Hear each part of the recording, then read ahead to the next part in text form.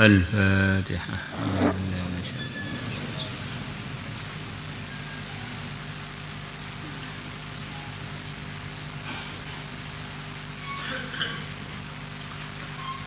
بسم الله الرحمن الرحيم. وعن أبي أمامة رضي الله عنه عن النبي صلى الله عليه وسلم قال: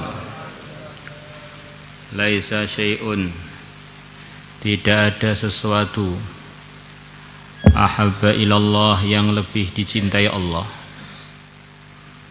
min qatrataini, melebihi 2 tetes, wa atharaini, dan melebihi 2 bekas. Qatratu dumu'in min khasyatillah, tetesan air mata karena takut kepada Allah. Wa qatratu damin tuhraqu fi sabilillah, dan tetesan darah yang dialirkan di dalam memperjuangkan agama Allah.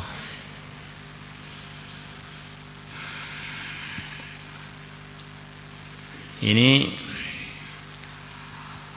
2 perkara yang berkaitan dengan tetesan ini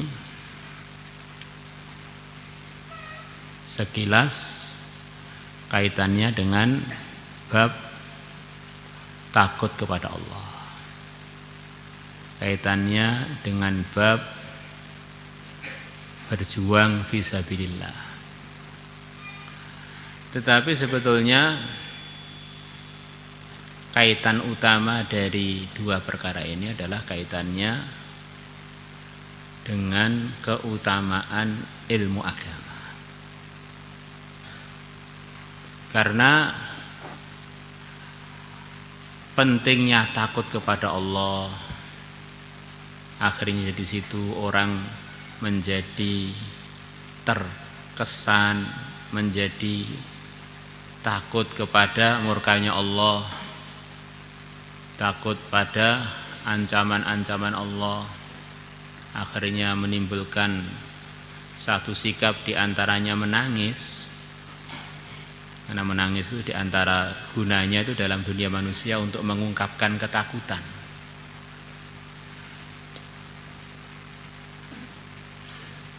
Itu semua tanpa ada pengetahuan yang dia dengar sebelumnya, tidak akan terbayangkan keuntungannya berjuang fisabilillah, keuntungannya orang berdarah-darah fisabilillah. Itu semuanya tanpa ada pemberitaan sebelumnya kepada dia, maka tidak kebayang.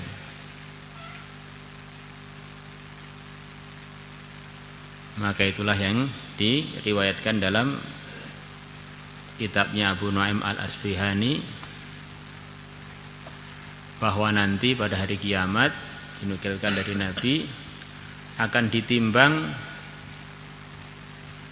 darahnya para syuhada dengan tinta-tintanya para ulama. Ternyata tinta-tintanya para ulama lebih berat timbangannya, melebihi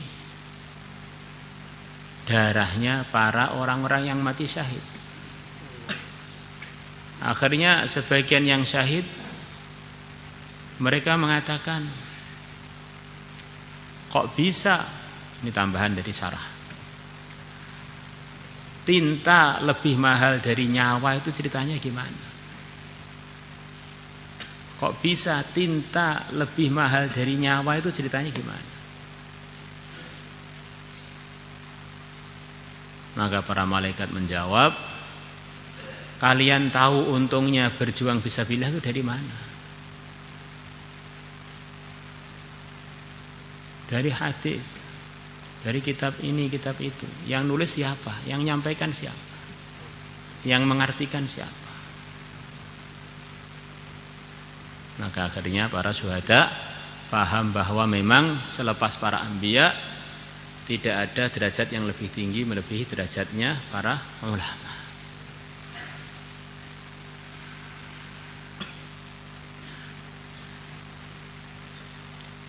Paham ya? Maka al-ulama'u warasatul anbiya'i.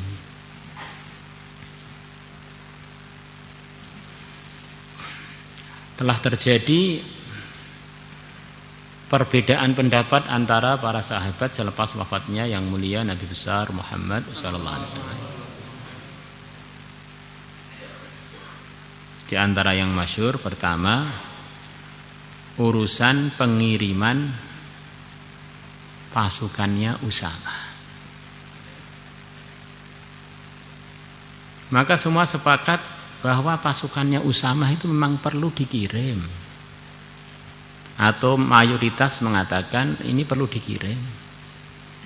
Tetapi tidak selalu harus sekarang. Maka Sayyidina Abu Bakar mengatakan ngirimnya sekarang. Karena menunda perintah itu adalah bagian dari melanggar perintah. Menunda perintah adalah bagian dari melanggar perintah. Kalau perintahnya dipahami sebagai kewajiban.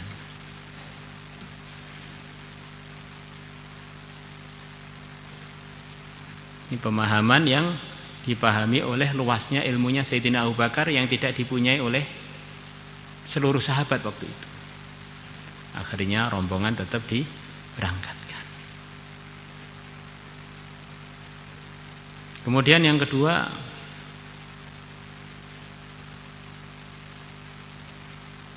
ya diberangkatkan sekarang nggak apa-apa. Sudah sepakat nggak apa-apa, tetapi amirnya diganti. Amirnya masih terlalu muda. Amirnya masih terlalu muda, umurnya baru 16 atau 17 tahun. Sementara yang diamiri di dalamnya ada Sayyidina Umar, Sayyidina Abu Bakar. Maka Sayyidina Abu Bakar menjelaskan lagi dengan luasnya ilmu beliau, mengganti keputusan Nabi yang sudah diputuskan. Urusan satu perkara yang tertentu Nabi sudah memutuskan dengan jelas di situ, itu adalah bagian dari pelanggaran.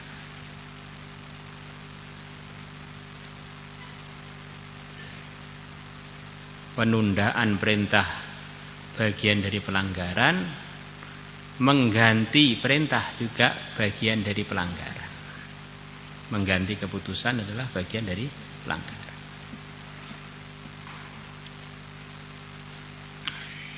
Selesai ikhtilafnya sahabat urusan angfidhu jaisa Usamah dengan luasnya ilmunya Sayyidina Abu Bakar. Kemudian yang kedua mengenai penguburan Nabi. Para sahabat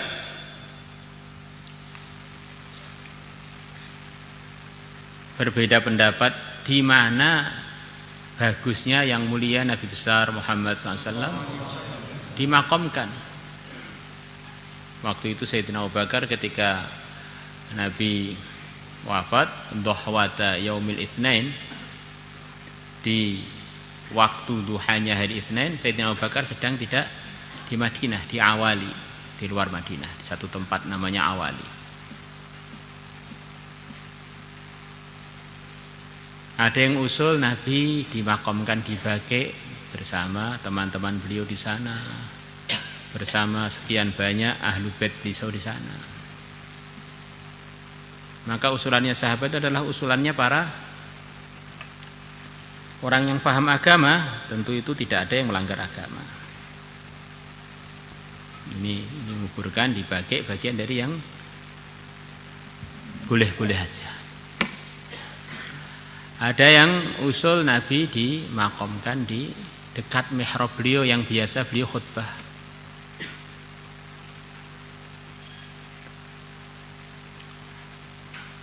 Kemudian di tengah-tengah para sahabat sedang ikhtilaf, datanglah Sayyidina Abu Bakar radhiyallahu anhu dari Awali. Beliau turun dari kendaraannya, kemudian membuka selimut Nabi yang menyelimuti jasad beliau yang mulia. Kemudian Sayyidina Abu Bakar mencium mukanya Nabi sambil mengatakan tibta hayya wa mayyita. Engkau adalah harum ketika engkau masih hidup maupun engkau selepas wafat.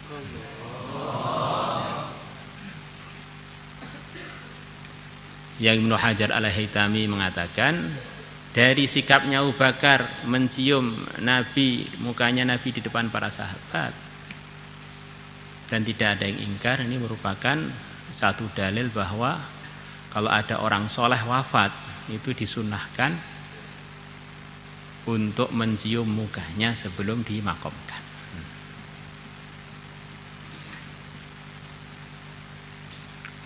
Maka beliau mengatakan, saya urusan penguburan Nabi dapat pesan dari Nabi dan saya tidak lupa pesannya, yaitu tidak ada Nabi pun yang wafat kecuali dia ridho untuk wafat di tempat tersebut dan dia harus dikuburkan di tempat tersebut.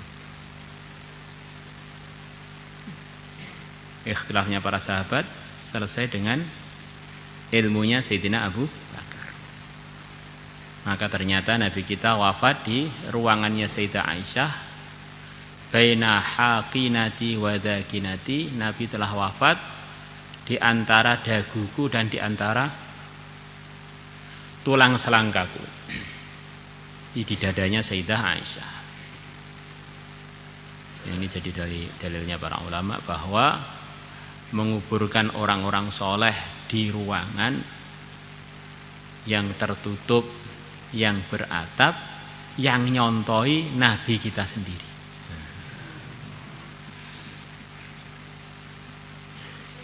Akhirnya beliau dimakamkan di situ. Kemudian selepas beliau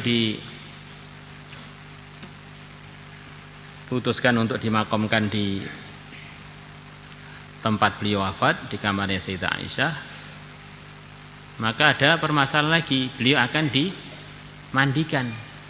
Cara mandikan Nabi bagaimana? Tiba-tiba ada suara yang menceritakan, yang berikan arahan kepada para sahabat, termasuk di situ Sayyidina Abu Bakar. Kata para ulama, ini suara ini adalah suaranya Nabiullah Khadir. Mandikanlah Nabi kalian dan jangan dicopot bajunya. Maka Nabi kita dimandikan tanpa dicopot bajunya. Kemudian selepas beliau dimandikan, ganti waktu nyolati. Para sahabat bingung, ini pertama kali dalam sejarah Sayyidul Anbiya wafat, caranya nyolati Sayyidul Anbiya itu sama apa tidak dengan nyolati umatnya.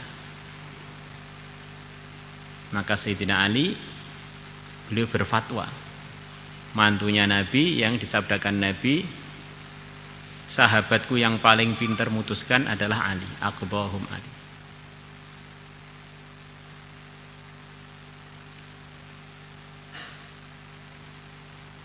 Sayyidina Ali mengatakan, Nabi kita ini adalah imam kita ketika beliau masih hidup, dan selepas beliau wafat, beliau adalah imam kita. Maka karena ini yang wafat adalah imam kita, tidak ada seorang pun dari kalangan umat yang layak untuk jadi imam di hadapannya imam yang sebenarnya. Akhirnya dalam sejarah Islam, sholat jenazah yang begitu besar sekali yang sholat dikerjakan pribadi-pribadi. Yusalluna alaihi arsalah. Para sahabat mengsolati jenazah Nabi dengan sendiri-sendiri, tidak ada yang jadi imamnya siapapun. Selesai dengan ilmu. Jadi maksudnya kita sebagai pelajar agama itu harus semangat nambah ilmu, praktek ilmu, memahami ilmu, karena itu adalah sumbernya iman dan amal. Awalnya adalah dari ilmu yang telah diwahyukan kepada yang mulia Nabi besar Muhammad sallallahu alaihi wasallam. Maka dalam Al-Qur'an, kata para ulama, mungkin tidak ada, karena Al-Qur'an luas ya, Nabi yang minta tambahan di dalam Al-Qur'an mulai surat Al-Fatihah, Nabi kita sampai surat An-Nas kecuali satu hal saja, yaitu tambahan ilmu. Rabbi zidni ilma. Selain itu enggak ada. Kurang lebihnya enggak ada. Ini 6.600 ayatnya. Jadi yang layak kita ini doa untuk minta tambahan itu adalah yang terbaik, termulia, tertinggi, yaitu minta tambahan ilmu. Nanti kalau ada tambahan ilmu, ada tambahan gambaran untuk amal, mengembangkan amal, menyampaikan amal, macam-macam. Karena ilmu itu kan artinya pengetahuan. Kalau ilmu agama, pengetahuan yang di dalamnya keberuntungan, baik pun untuk dipraktekkan sesuatu atau meninggalkan sesuatu. Orang tuh kalau nggak tahu bagaimana mau amal, wong nggak tahu.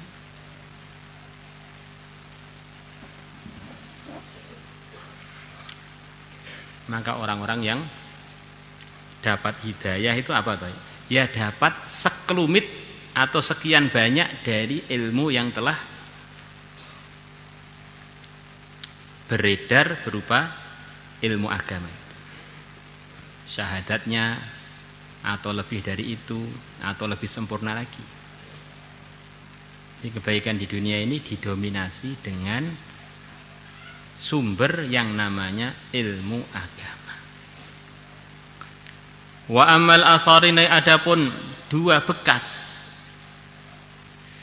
Ini bekas bahasa Indonesia ya, bekas maksudnya apa itu? Ya bekas, ya bahasa Indonesia sudah tafsir apa lagi ya, bekas. Kamu banyak jalan di jalan yang berbecek gitu, kamu pakai kaos, pakai sepatu, di situ akhirnya membekas sepatu kamu, bekas. Bukan bekas bahasa Malaysia yang artinya wadah ya. Fa'atharun fi sabilillah, maka pertama adalah bekas di dalam merjuangkan agama Allah. Bekas luka ketika merjuangkan agama, bekas tangannya patah dalam memperjuangkan agama, bekas bisulan ketika dia dalam fisabilillah. Orang-orang yang sedang fisabilillah kemudian bisulan, maka di bekas-bekasnya bisul nanti pada hari kiamat akan ada stempel, ini adalah golongannya orang yang wafat syahid. Ini bukan berarti santri suruh budikan, bukan. Umpama ada bekas-bekas bisul atau apa yang tidak hilang, itu jangan kita ini sibuk pergi ke salon, hilangkan ini. Tabi'us syuhada ini ya. Ini stempel untuk orang-orang yang mati syahid, diberikan untuk orang-orang yang fisabilillah, termasuk fisabilillah adalah belajar ilmu agama.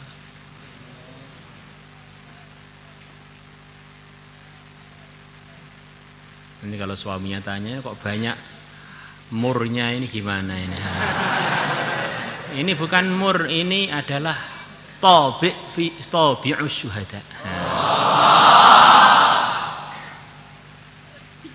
Murah meriah, berkah. Wa atharun fi faridatin min faraidillah, dan bekas di dalam melaksanakan satu kewajiban dari kewajiban-kewajiban agama. Rutin sholat 5 waktu sampai mukanya kapalan menghitam. Nah ini athar fi faridatin min faraidillah. Haji zaman dulu itu Masya Allah syahadah, atau zaman sekarang juga haji di sana rajin ibadah, rajin ibadah sampai kakinya wanya lecet kapalan. Nah ini athar fi faridatin min faraidillah. Anggap saja kalian dalam fardhu ain, karena saking rajinnya nyatet sampai tangannya kapalan karena saking banyaknya megang pena. Nah ini juga atharun fi faridatin min faraidillah. Atau seorang suami karena nyangkul akhirnya atau mikul untuk cari nafkah yang halal menafkahi keluarganya, akhirnya tubuhnya ada benjol-benjolnya. Nah, ini benjol-benjol dalam menunaikan amal fardhu.